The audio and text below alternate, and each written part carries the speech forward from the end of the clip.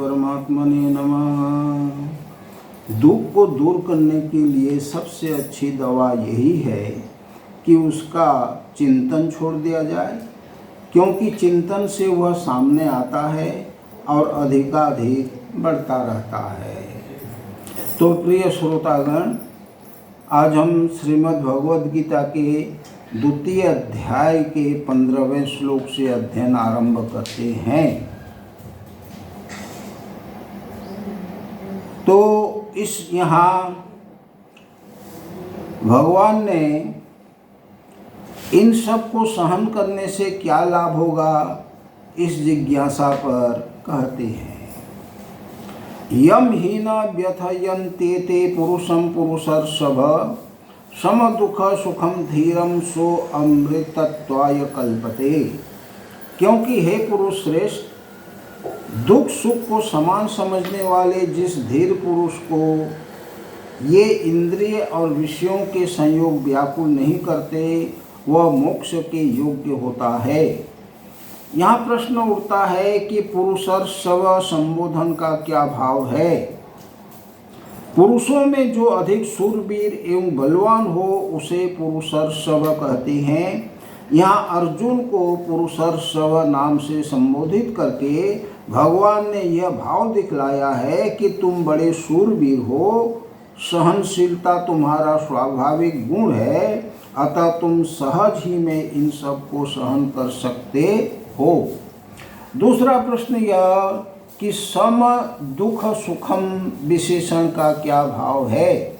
इससे भगवान ने धीर पुरुष का लक्षण बतलाया है कि जिस पुरुष के लिए सुख और दुख सम हो गए हैं, उन्हें अनित्य समझकर, जिसको उन द्वंद्वों में भेद बुद्धि नहीं रही है, वही धीर है और वही इसकी सहन करने में समर्थ है। दूसरा प्रश्न यह कि वह मोक्ष के योग्य होता है, इसका क्या भाव है। इससे भगवान ने यह दिखलाया है कि संभावना वाला, समभाव वाला पुरुष मोक्ष का, परमात्मा की प्राप्ति का पात्र बन जाता है और उसे शीघ्र ही अपरोक्ष भाव से परमात्मा की प्राप्ति होती है। अब तक आत्मा क्यों नित्य है और संयोग क्यों अनित्य है, इसका स्पष्टीकरण नहीं किया गया। अतएव इस श्लोक में भगवान नित्य और अनित्य वस्तु के विवेचन की रीति बतलाने के लिए दोनों के लक्षण बतलाते हैं। नासतो विद्यते भावो ना भावो विद्यते सत, उभयोरपि दृष्टो अंतस्तनयोस्तत्वदर्शिभिः। असत वस्तु की तो सत्ता नहीं है और सत का अभाव नहीं है। इस प्रकार इन दोनों का ही तत्वज्ञानी पुरुषों द्वारा देखा गया है। तो असत पद यहाँ किसका वाचक है और उसकी सत्ता नहीं है, इस कथन का क्या अभिप्राय है। असत पद यहाँ परिवर्तनशील शरीर, इंद्रिय और इंद्रियों के विषयों सहित समस्त जड़ वर्ग का वाचक है और उसकी सत्ता यानी भाव नहीं है। इससे भगवान ने यह भाव दिखलाया है कि वह जिस काल में प्रतीत होता है, उसके पहले भी नहीं था और पीछे भी नहीं रहेगा। अतएव जिस समय प्रतीत होता है, उस समय भी वास्तव में नहीं है। दूसरा प्रश्न यह कि सतह पद यहाँ किसका वाचक है और उसका अभाव नहीं है, इस कथन का क्या अभिप्राय है। सतपद यहाँ परमात्म तत्व का वाचक है, जो सर्वव्यापी है और नित्य है, उसका अभाव नहीं है। इस कथन से यह भाव दिखलाया गया है कि उसका कभी किसी भी निमित्त से परिवर्तन या अभाव नहीं होता। वह सदा एक रस, अखंड और निर्विकार रहता है।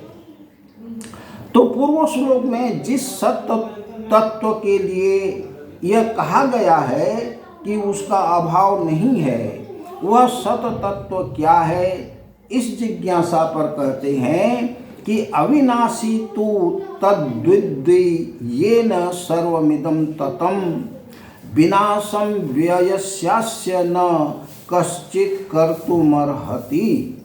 नाश रहित तो तू उसको जान जिससे यह संपूर्ण जगत दृश्य वर्ग व्याप्त है।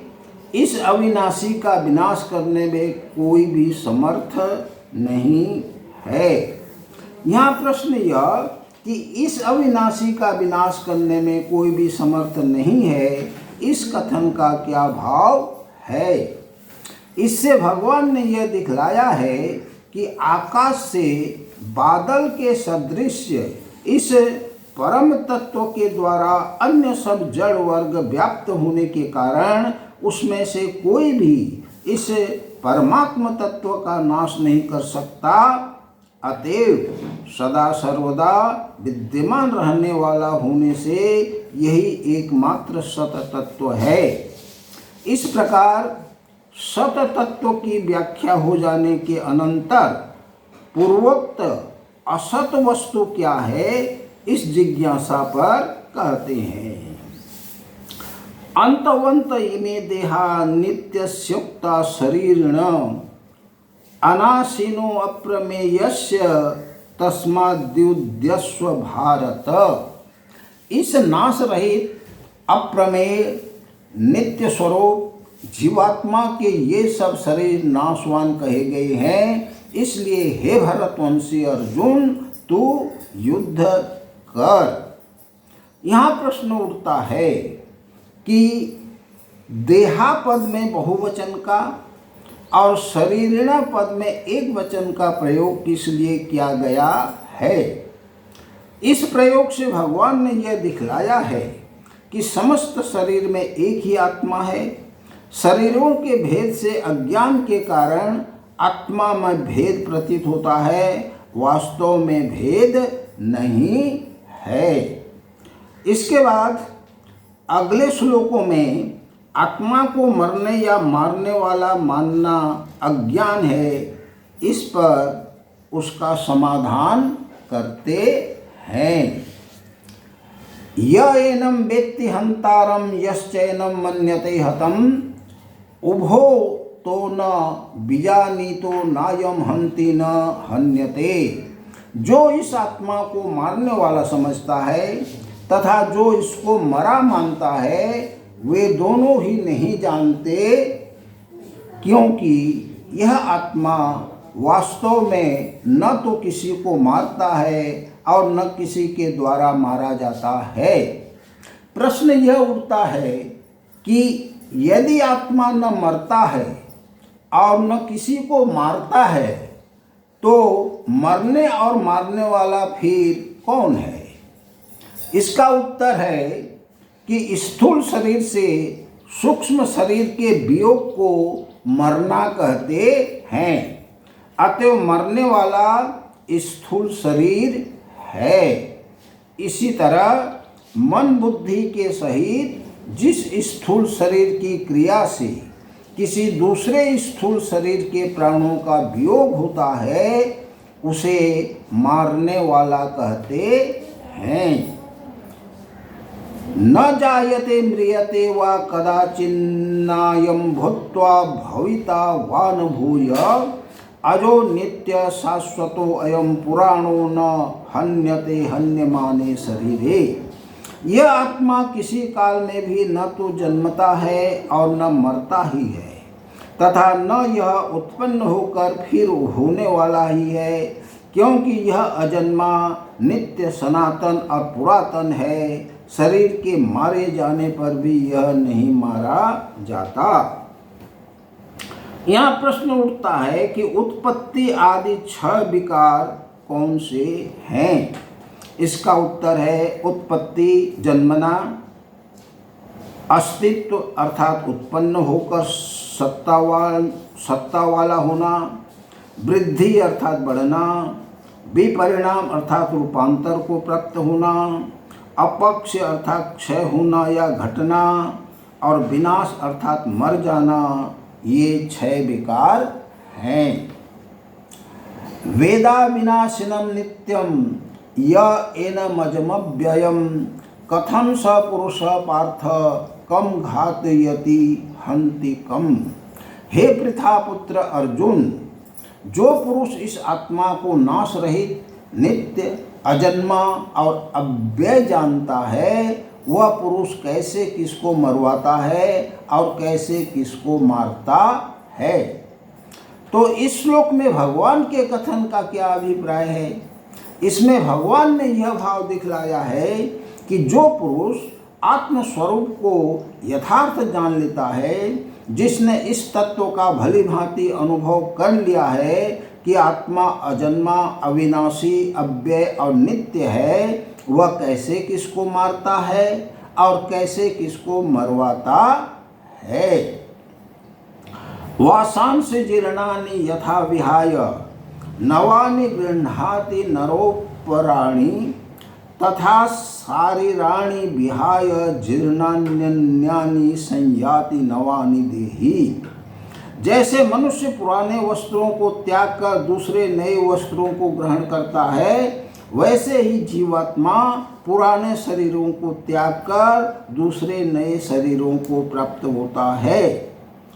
प्रश्न यह कि पुराने वस्त्रों के त्याग और नए वस्त्र के धारण करने में मनुष्य को सुख होता है, किंतु पुराने शरीर के त्याग और नए शरीर के ग्रहण में तो क्लेश होता है। अतः इस उदाहरण की सार्थकता यहाँ कैसे हो सकती है? उत्तर यह कि पुराने शरीर के त्याग और नए शरीर के ग्रहण में अज्ञानी को ही दुख होता है, विवेकी को नहीं।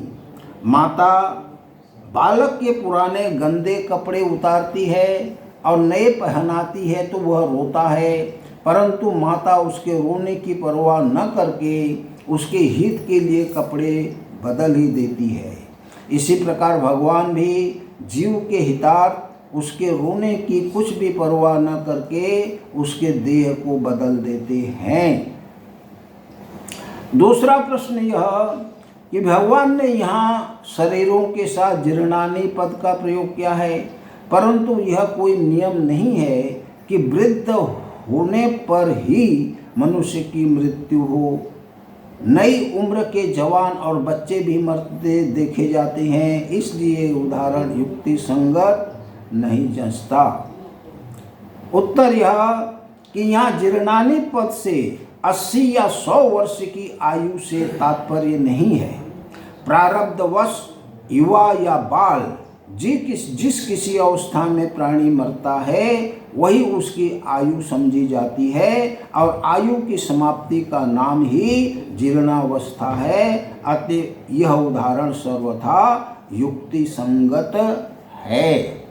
दूसरा प्रश्न यह कि नर और देही इन 2 पदों का प्रयोग क्यों किया गया? एक से भी काम चल सकता था। इसका उत्तर यह है कि नर पद मनुष्य मात्र का वाचक है और देही पद समस्त जीव समुदाय का। अतः दोनों ही सार्थक हैं, क्योंकि वस्त्र का ग्रहण या त्याग मनुष्य ही करता है, अन्य जीव नहीं करते। किंतु एक शरीर से दूसरे शरीर में गमनागमन सभी देहाभिमानी जीवों का होता है, इसलिए वस्त्रों के साथ नर का तथा शरीर के साथ देही का प्रयोग किया गया है। तो प्रिय श्रोतागण, आज के लिए अपनी वाणी को विराम देता हूँ। धन्यवाद, नमस्कार।